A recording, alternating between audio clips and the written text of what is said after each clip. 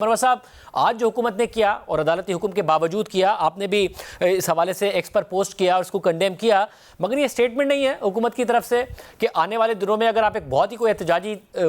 کا کہہ رہے ہیں کہ جی سر پر کفن باندھ کے نکلیں گے، واپس نہیں جائیں گے، تو یہ بنیادی ملاقات ہی نہیں کرنے دی جا رہی ہے، تو آئندہ پروٹیسٹ بھی نہیں کرنے دیا جائے گا؟ ملاقات ایک علیحدہ مسئلہ ہے اور یہ بنیادی طور پہ اسلام آباد ہائی کورٹ کے 3 حکم ناموں کی جو ہیں وائلیشنز ہیں۔ ایک سنگل بینچ کا فیصلہ تھا، پھر ہم اس کو ڈویژن بینچ میں لے کے گئے۔ دونوں نے جو ہے ملاقاتوں کا شیڈول، کس دن کنہوں نے ملنا ہے، کیا ڈیوریشن ہے، اور پھر اس پہ کئی دفعہ ہم نے کنٹمپٹ پٹیشن لگائی۔ پھر ایک سردار اعجاز اسحاق صاحب جو جسٹس ہیں اسلام آباد ہائی کورٹ کا، ان کا ایک علیحدہ فیصلہ ہے۔ ان تمام فیصلوں کے باوجود اور توہین عدالت کی کارروائیوں کے باوجود آج جو جس بونڈے طریقے سے انہوں نے دفعہ 144 کا جواز بنایا ہے، دفعہ 144 جو ہے اس کا جیل کے احاطے میں اطلاق ہی نہیں ہوتا ہے، اور پھر یہ 4-5 لوگ گئے تھے ملاقات کے لیے، ہائی کورٹ کا حکم نامہ تھا، اور جس طریقے سے جیل کا موجودہ جو نیا سپرڈنٹ جب سے آیا ہے،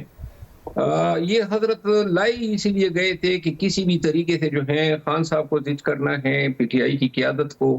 اور پھر اور صاحب پھر آج جو ہوا ظاہر ہے وہ قانون، یہ تو نہیں، قانون کی عملداری دکھانے کے لیے تو نہیں ہوا، آپ لوگوں کو بتانے کے لیے کیا گیا، حالانکہ عدالتی حکم موجود تھا اس کے باوجود کیا گیا، تو آنے والے وقتوں میں کوئی نرمی نہیں ملے گی، یہ اس بات کا سٹیٹمنٹ نہیں ہے، آپ لوگ کیا کریں گے؟ نرمی کی ہمیں کوئی نرمی اور خیر کی توقع ان سے ہے ہی نہیں۔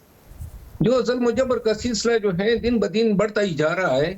تو لہذا اب ہمارے کوئی غلط فہمی میں ہم نہیں ہیں کہ کوئی انسانیت کی رقم جو ہے رمق ہمیں دیکھنے کو ملے گی۔ ہمیں جو دیکھنے کو ملے گا وہ یہی جبر، ظلم، فسطائیت، اور اس سے بھی زیادہ یہ کسی حد تک جا سکتے ہیں جس طرح ماضی میں اور ابھی تک تاحال جا رہے ہیں۔ آج انہوں نے ایک کام کیا، پوری قوم اور پوری دنیا کو ایک پیغام دیا، leader of the position in Senate, leader of the position in National Assembly, leader of the position of the biggest province in Punjab،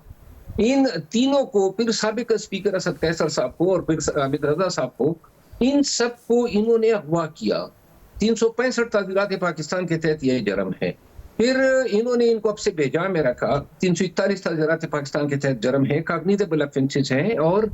ہمارے یہ دوست جو ہیں انہوں نے رجوع کیا ہے قانونی کارروائی کے لیے، بخاری صاحب ہمارے وکیل ہیں ان سے، تو لہذا گرچہ 45 منٹ یا 1 گھنٹہ یہ محبوس رہے، لیکن پوری دنیا کو اپنے ہی چہرہ انہوں نے جو ہے بدنما کر کے پیش کیا۔ اس سے کیا ہم نے ڈرنا ہے؟ اور مگر اس سب میں اب آگے پھر ہوگا کہ جب آپ کہہ رہے ہیں ہم ڈریں گے نہیں، آگے بڑھیں گے، اب حکومت کہہ رہی ہے جو سر پر کفن باندھ کر اور پھر واپس نہیں جائیں گے، ساری باتیں ہیں، اس کا مطلب ہے پھر ریاستی ادارے سختی بھی کریں گے، یہ حکومت کی طرف سے کہا گیا ہے۔ آپ نے کہا تھا کہ جی بہتر ہے کہ ہم دھرنا دیں، 3 لاکھ لوگ باہر نکلے، سلمان اکرم راجہ صاحب نے بھی کہا تھا عوام کو نکلنا پڑے گا، مگر سوابی میں بھی کوئی حتمی نہیں اعلان کیا گیا، جس کے بعد کچھ پارٹی کے رہنما بھی کہہ رہے ہیں کہ کارکن ایکسپیکٹ کر رہے تھے کہ کچھ کیا جائے۔ آپ کو نہیں لگ رہا بار بار تاریخ دینے سے کارکنوں کے اندر بھی جو ایک کریڈیبلٹی لیڈرشپ کی خراب ہو رہی ہے اور حکومت کا بھی خوف ختم ہو رہا ہے؟ تو آپ کوئی اور راستہ اپنائیں، یہ زیادہ بہتر ہے، کیونکہ حکومت کے لیے ہم سے انگیج کریں، بیٹھ کے بات کریں تو ہی بات آگے بڑھ سکتی ہے، اور ہر چیز پر بات کرنے کو ہم تیار ہیں۔ شاذیب اس طرح ہیں کہ لوگوں کو پہلے تانے، کچہری، پولیس، FIR ان سے ڈر لگا کرتا تھا۔ 2-2.5 سالوں میں انہوں نے اپنی محنت سے اس ڈر کو خود ہی دور کر دیا ہے۔ اس طرح بھٹو کے زمانے میں،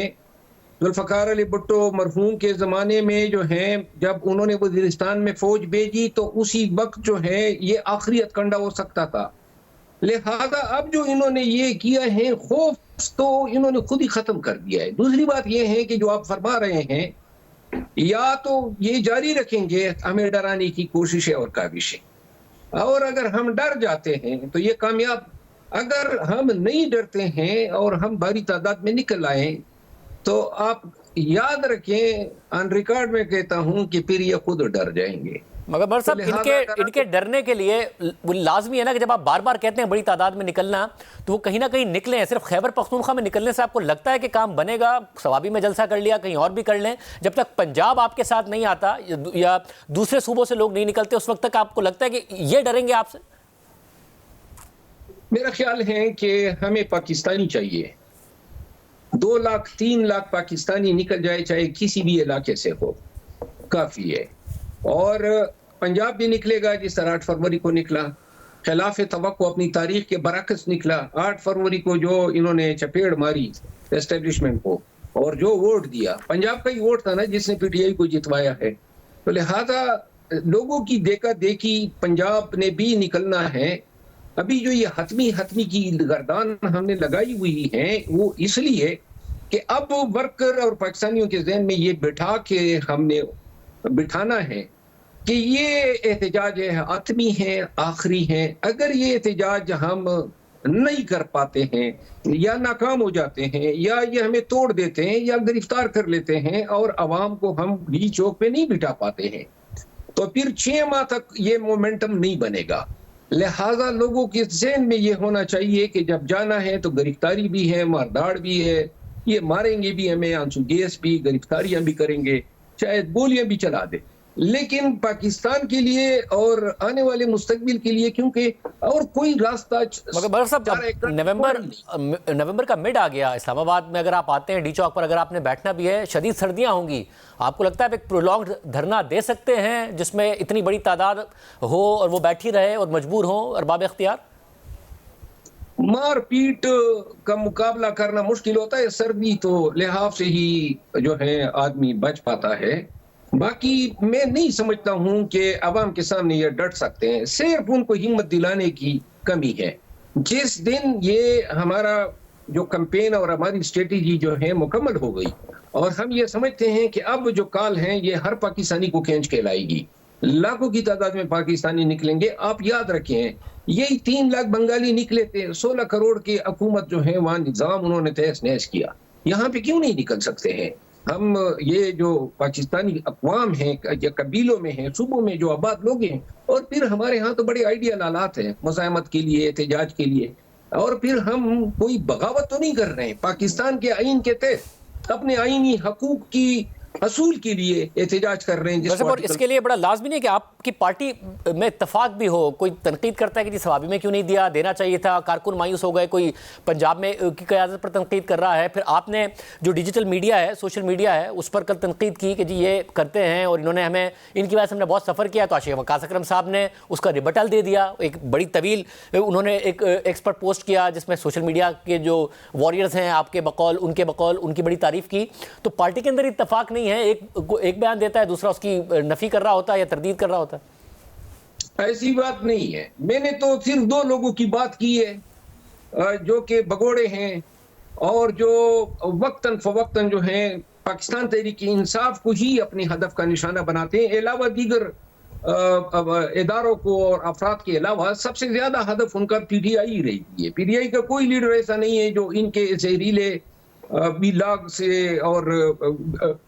वीडियो से और उनके पैगामात से बचा हो। तो मैंने तो उनके हवाले से बात की है, और अगर इन 2 का कोई साथ देता है और दावा करता है कि पीटीआई से हैं, तो इनकी हमें कतई परवाह नहीं है। ये 2 लोग जो हैं ये मुल्क दुश्मन नासिर हैं, पाकिस्तान दुश्मन है, पीटीआई दुश्मन है। और इनको अगर कोई पीटीआई सोशल मीडिया या डिजिटल मीडिया, एक को राजा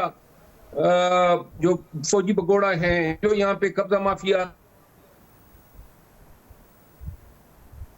राजा आदिल राजा, और दूसरा मेहदी है जो कनाडा में बैठ के